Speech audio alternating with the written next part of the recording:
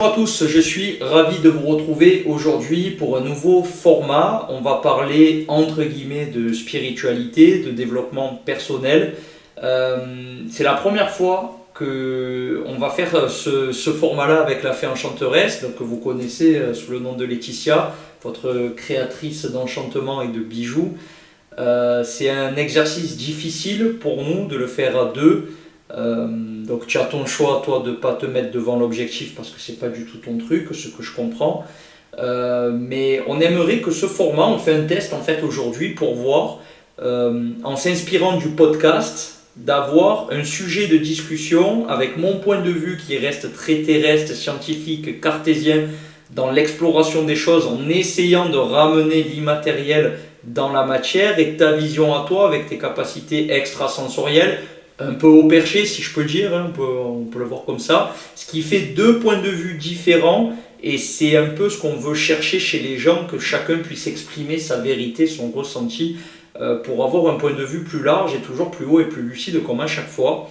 Donc maintenant que le décor est planté, ces dernières semaines, on peut dire qu'on a eu pas mal d'échanges avec nos clients sur des expériences qu'ils rencontrent sur certaines choses. Tu veux peut-être démarrer? Tu as des exemples, toi, qui te parlent de... Ou je démarre moi plutôt? Ok. Les choses qui reviennent, j'ai envie de parler peut-être des choses qui reviennent le plus souvent. C'est ces personnes qui sont en quête d'être à l'écoute des frontières de la matière, du corps, qui recensent qu'à certains moments, ils ont des signes bizarres dans la journée. Moi, celle que j'entends le plus, c'est je trouve des pièces tout le temps, je trouve des plumes tout le temps. Est-ce que ça doit avoir une symbolique ou une signification?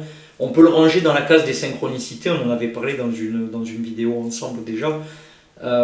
Mais voilà, je vois des animaux régulièrement. Je sais par exemple que pour toi, tu vois régulièrement les dauphins. Vous savez, on est en Corse, on est régulièrement en bord de mer. Moi, je peux les chercher parce que j'adore la mer et je les vois jamais, quasiment jamais. Et toi, presque à chaque fois que tu descends, il y a comme cette connexion aux dauphins qu'au moment où ils y sont, toi tu les vois, ils sont là, c'est même impressionnant. Qu'est-ce qu'on peut transmettre aux gens aujourd'hui qui vont découvrir cette vidéo, qui eux aussi sont connectés à des bizarreries, des anomalies dans leur... Je parle d'anomalies volontairement, encore de mon point de vue, pour rester dans l'aspect scientifique. On peut appeler ça dans notre normalité, dans notre réalité ordinaire, il y a des petits trucs qui viennent se manifester qui font sourire. C'est quoi toi ton point de vue là-dessus? Comment tu expliquerais ça aux gens de ton point de vue qui, moi je l'adore, hein, ton point de vue là-dessus, et c'est pour ça qu'aujourd'hui on fait cette vidéo. Donc chaque vision, Parle un peu plus fort, chaque vision, chaque son qu'on peut entendre, chaque senteur qu'on peut avoir a une signification et une définition. Donc tu nous demanderais d'être à l'écoute ou d'être attentif de nos sens. Oui. Encore une fois, ça me fait rire, pardon, hein, parce que moi je reviens toujours au scientifique, au cerveau. On a dans la programmation neurolinguistique ce qu'on appelle la technique VACOG, que beaucoup connaissent, dans le balayage des sens, le visuel, l'auditif, le kinesthésique, l'olfactif, le gustatif, mais il y en a d'autres qu'on range dans les capacités extrasensorielles. La clairvoyance. Pour la clairvoyance, la clairsentience. Clairsentience pour les personnes qui sentent des parfums, des fragrances qui ne sont pas matérialisées à côté d'eux normalement. La clairaudience. Clairaudience, donc entendre des voix. Pas que les voix, les sons. Les sons, merci. Ouais. Des fréquences. Des fréquences. Qu'est-ce qu'il y a d'autre? On peut ressentir, je ne sais pas s'il y a un nom, mais pour le kinesthésique, il doit exister de sentir de la chaleur ou du froid qui n'est pas, peut-être pas lié à l'environnement. C'est le magnétisme. Le magnétisme, ouais, je sais pas, il doit avoir un nom hein, pour ça. Bon, après, c'est pas grave. Mais toi, voilà, c'est des choses qui te... Déjà pour toi et peut-être les clients, que ce soit pour les bijoux, on a quand même pas mal de discussions avec nos clients sur ce genre de choses qui se manifestent. Tu en as qui te parlent de ça ou des capacités traditionnelles de nos cinq sens? Ce qui ressort beaucoup, c'est je vois des ombres. Je vois des ombres, ok. J'entends des voix. J'entends des voix. J'entends des sons. Ouais. Je trouve des plumes. Ouais. Je croise des animaux tous les jours. Ouais. Mais ça peut être un en particulier, celui qui va sortir de chez lui et qui va croiser tous les jours un corbeau quelque part, ou un merle, ou un hibou. Ouais. Je parle au sens large. tout a une signification. Ouais. Les animaux, on renvoie ça à l'animal totem. Ouais. Si tu croises tous les jours un lapin, si tu croises tous les jours un hérisson, si tu croises tous les jours Les dauphins, comme toi, par les exemple. dauphins, c'est sans doute ton animal totem. Et Donc il faut faire des recherches. J'allais venir. Faire des recherches. À savoir que les Indiens avaient leurs animaux totems. Ouais. Donc le loup, l'ours, l'aigle. Ouais. Ça peut être l'escargot que tu vas voir tous les jours devant ta porte. Ouais. Tout a une signification. Okay. Si on est ouvert d'esprit. Ou du moins on apprend à s'ouvrir. Si on est ouvert d'esprit. Il faut être, ouais, c'est sûr qu'il faut être ouvert. Si tu tu n'es pas ouvert, scientifique on passe pour des fous encore une fois. physique, tu n'as pas d'ouverture d'esprit. Donc si on te dit que là c'est noir, c'est noir. Ouais, tout à fait. Alors que ça peut être noir, mais ça peut virer au gris et après au blanc. Ouais. C'est l'ouverture. Rien n'est figé. Ouais, rien n'est figé. Tout à fait. Et après, il y a quelque chose moi, que j'entends beaucoup, c'est nous ici quand même, on voit souvent des hiboux, pas des hiboux, c'est des chouettes hulottes qu'on a ici, hein, tu es d'accord avec moi. Oui. De suite, on va dire, oulala, la chouette, liée à la mort, mauvais présage. Ça aussi, il faut casser un peu les codes en faisant ces recherches. On va dire qu'à l'époque, dans le temps, on disait que la chouette était porteur de mauvais présages. Annonçait une mort, annonçait une maladie. Alors ça, c'est des légendes. C'est des superstitions. Tout à fait. Moi, je suis superstitieuse, donc le pain à l'envers, je le crains parce que c'est perte d'argent dans le foyer. Idem pour les chaussures à l'envers.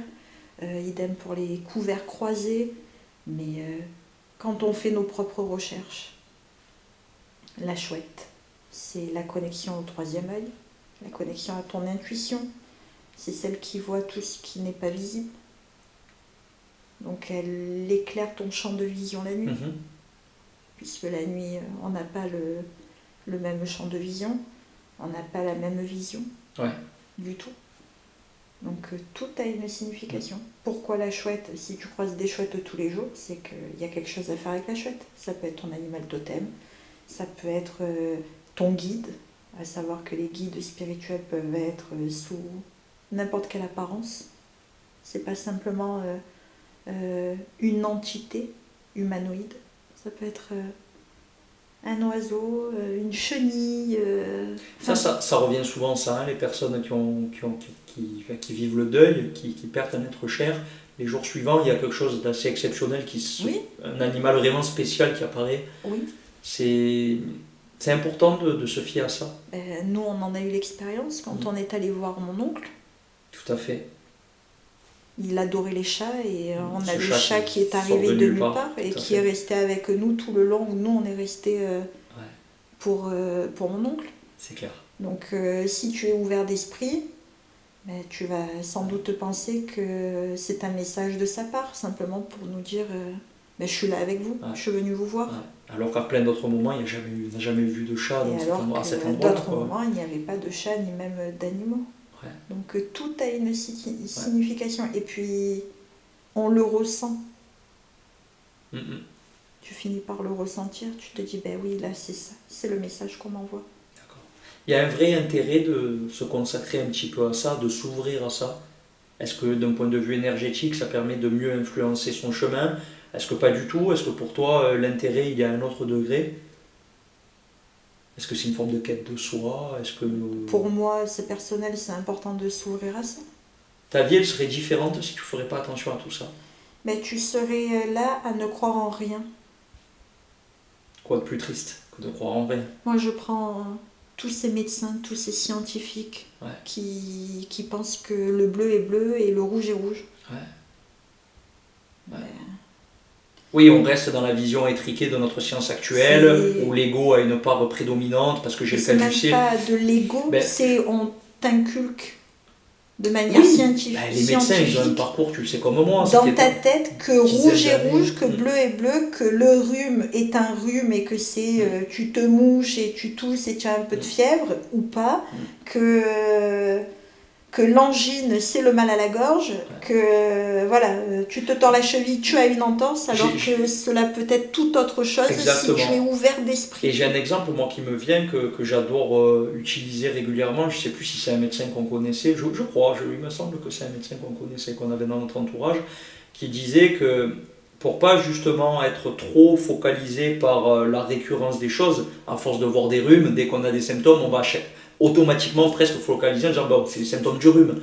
Mais il y a ce médecin-là qui n'hésitait pas à réouvrir le Vidal, le dictionnaire médical, pour dire j'ai pas peur de le sortir devant mes patients pour dire alors les symptômes ça ressemble à ça, mais j'ouvre la porte quand même à ça. Et on va peut-être faire les examens parce que dans le Vidal, je vérifie, oui, il y a ça. On a fait 10 ans de médecine, on est vraiment dans un cadre, on a peut-être besoin d'ouvrir une porte, et c'est ça que tu parles, d'avoir l'esprit un peu ouvert sur toute autre chose. Et c'est aussi pour ça que les médecines holistiques existent, où on ne traite pas que le corps physique de manière allopathique, on traite l'émotionnel, le psychique, le spirituel, pourquoi pas, parce qu'il y a des choses qui se passent où on a cette influence immatérielle dans la vie de quelqu'un qui peut rendre malade. Ça existe aussi. Ça existe on l'a vu. Oui, on l'a vu, on en a fait l'expérience. Donc tout ceci, on a peut-être besoin en tant qu'homme, avec un grand H, d'avoir cette vision un peu holistique, un peu complète dans notre vie. Oui. Ça nous apporte quelque chose de... Je ne sais pas si c'est simplement de garder notre âme d'enfant pour continuer à croire, continuer à cultiver un peu cette insouciance, cette innocence, faire des découvertes perpétuelles pour l'homme, parce que si on dit qu'on a tout vu, qu'on connaît tout, il n'y a plus rien à découvrir. Et quand tu es enfant, tu ne te poses pas de questions si tu croises tous les jours le même rouge-gorge, si tu croises tous les jours les mêmes nombres ou les mêmes heures. C'est en grandissant que tu commences à te poser des questions parce que finalement tu ouvres ta conscience à autre chose. Ouais. Donc pourquoi j'ai toujours 9h09 ? Ça finit par t'interpeller. Pourquoi j'ai toujours cet animal que je croise dans n'importe quelle situation ou n'importe quel endroit ? Ça finit par t'interpeller. Après, au bout d'un moment, je pense que soit tu as la conscience qui est déjà ouverte et donc cela t'interpelle. Ouais. Soit tu es complètement fermé parce que depuis tout petit, on te dit bleu c'est bleu, noir c'est noir. Il faut que tu ailles de ce côté-là parce que si tu prends l'autre chemin, ça va te faire des problèmes. Je pense que au fur et à mesure du temps, l'homme ouvre sa conscience par lui-même. Ouais. Et que c'est important de le faire. Ouais. C'est pour pouvoir avoir accès à autre chose. Ouais. Parce que quand on lève un peu le mental et toujours ce truc de revenir à l'instinct animal, à la partie reptilienne de notre cerveau, on bride tout le reste en fait. Et alors que c'est notre quintessence, c'est qui on est à la base avant de l'incarnation terrestre. On est cette énergie qui n'a pas encore de corps mais qui est là, qui existe. Ben oui. Et du coup, ça se cultive de vie en vie, puis ça fait grandir la conscience. Ben regarde, quand tu es enfant, en quoi tu crois ? Le Père Noël, c'est le truc qui revient le plus facilement, mais il y a d'autres trucs. Tu crois en la petite souris. Ouais. D'accord. Il y a le lapin d'Alice au Pays des Merveilles, moi j'adorais ça, quoi. J'avais envie de croire au lapin d'Alice. Tu as certaines croyances, étant tout petit. Pourquoi tout petit, tu as des enfants qui te disent la nuit, je vois des gens, la nuit, je parle avec un tel, j'ai mon copain imaginaire. C'est que déjà tout petit, ta conscience est ouverte. Jusqu'à 7 ans, l'âge de raison. Après, ça s'occulte avec le conditionnement. L'éducation fait qu'on te ferme ta conscience. C'est ça. Mais je pense qu'en vieillissant, il y a une part en toi où ton âme finit par se réveiller et te dire mais elle était ouverte. Ouais. Donc si cela t'interpelle, tous ces petits messages, c'est que quelque part, elle n'est pas totalement fermée. Tout à fait. Donc tu la réouvres. Pour moi, il est important d'avoir la conscience ouverte. Ouais. Si on doit avoir un dernier mot pour la fin de cette vidéo, ça serait quoi le conseil que tu donnes aux personnes qui nous suivent ? Que ça plaise pas ce genre de sujet, mais si on avait, comme on aime bien dire, des graines à semer pour que les gens fassent leurs recherches et continuent d'avancer sur leur chemin, ça serait quoi ton conseil ?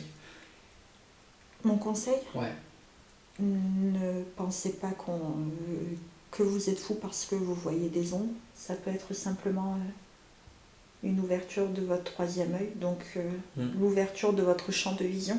Percevoir ce qu'on ne peut pas percevoir en temps normal. Si on sent des odeurs, on n'est pas fou. C'est la clairsentience. Donc un sens qui s'ouvre. Pourquoi on sent ces odeurs ? Faire ses recherches. On peut tenir un journal de bord. Oui. de ce qu'on... Voilà, écrire ce qu'on... Troisièmement, ce qu'on si a on entend rencontré. des voix, on n'est pas comme Jeanne d'Arc, hein, Ouais. à se dire on entend des voix, on est fou, il faut la brûler sur le bûcher. Tout à Non. fait. Facile, c'est On les peut tendances entendre actuelles. des voix, ça peut être simplement nos anges gardiens. Mhm. On est tous entourés, qu'on veuille le croire ou pas. Ouais. Mais finalement, on finit par se rendre compte que toutes ces choses sont vraies quand on passe de l'autre côté et qu'on découvre notre prochaine vie. Donc nous ne sommes pas fous. Les voix, qu'est-ce que c'est? Les sons. Ça peut être simplement une fréquence à régler. On peut simplement se dire « Ah oui, des fois j'entends mon prénom. Tiens, on m'a appelé. » Non, ça peut être simplement un guide, vos anges gardiens qui vous interpellent, qui vous dites « Vous étiez en train de penser à ça à ce moment-là.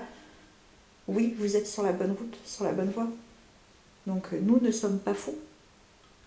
Nous avons tous des sens qui finissent par s'ouvrir ou pas. On ne devient pas médium en claquant des doigts. On ne devient pas thérapeute holistique en claquant des doigts. C'est un cheminement. On ne travaille pas le magnétisme et les énergies en claquant des doigts. C'est simplement que on l'est de tout petit. À un moment donné, il a fallu, pour grandir, on va dire plus correctement, fermer ce livre et le réouvrir plus tard. Oui, tout à fait. Il faut simplement croire en ses sens, croire en ce qu'on voit, ce qu'on entend et ce qu'on sent, faire des recherches. Tenir le livre d'un journal de bord, comme on a dit. Oui, un journal écrire de nos bord, un expériences. journal intime, écrire nos expériences. J'ai vu telle chose, faire ses recherches. Je vois tel animal, faire ses recherches. Pourquoi? Je vois ces chiffres et ces nombres en permanence, ces mêmes heures, faire ses recherches. Aujourd'hui, on a Google, tout est expliqué. Et puis j'ai envie de... Vas-y, finis si tu n'as pas fini, mais j'ai envie d'un truc important que j'ai envie de dire. Et continuer de s'ouvrir. Ouais. Ça apportera bien plus à l'humanité d'ouvrir sa conscience que de rester fermé sur ces mêmes positions. Arrêter d'écouter ce que disent les autres. Aller chercher par soi-même. Sa vérité. Sa vérité. Ouais. C'est important. Arrêter de suivre. Suivre dans le sens... Arrêter de suivre le monde, arrêter de suivre les gens, arrêter de suivre tout ce qu'on peut imposer et dire. Arrêter d'écouter une seule voix, s'écouter soi-même et se suivre soi-même. Tout à fait. Et puis s'ouvrir. Et puis j'ai envie de dire, dans le pire des cas, si on a fait ça, on a un peu comme une guidance. Il y a beaucoup de gens qui tous les jours consultent leur, comment on dit, leur horoscope. Je veux dire qu'on le prenne pas, je suis sûr qu'il y a des millions de personnes dans le monde qui consultent l'horoscope. Donc au pire, tu as une guidance par l'horoscope, que tu y crois ou tu y crois pas. Tu as cette même tendance à vérifier des heures miroirs ou des choses que tu rencontres. Ça fait une guidance, un potentiel existant. Toutes les personnes qui vont consulter leur horoscope, c'est qui, quelque part au fond d'eux, croient en quelque chose. Il y a cette ouverture d'esprit. Donc il y a déjà cette ouverture d'esprit. Tout à fait. Parce que c'est simplement un signe astrologique qui va dépeindre ton caractère, tes mois à venir, ta situation du moment, que ce soit en amour, au niveau relationnel. Donc c'est que tu es quand même ouvert et que tu crois Tout à fait. en quelque chose. Je pense que tout le monde peut croire en quelque chose. Il suffit simplement de se donner l'envie. Et pas de rester fermé sur... je reprends mes couleurs. Le rouge est rouge et le bleu est bleu. Très bien. On peut continuer de croire au Père Noël, de croire en la petite sirène, de chacun a sa symbolique intérieure. Aux extraterrestres et de croire que le lapin d'Alice au Pays des Merveilles existe vraiment. Point, c'est tout. Donc croyez en vous les amis, croyez en ce que vous voyez, gardez l'esprit ouvert. N'hésitez pas à nous dire si ce format-là vous a plu. Je trouve ça génial et ultra intéressant. On va se faire le montage et puis on vous diffuse ça prochainement. Merci de liker, de commenter, de partager la vidéo, de rester abonné à la chaîne The Positive Influencer. Si ça vous a plu, vous pouvez faire un chips, les liens sont dans la description. Et on vous retrouve très prochainement pour encore plus de contenu 100% bien-être. Prenez soin de vous. À bientôt. Merci. La fée enchanteresse.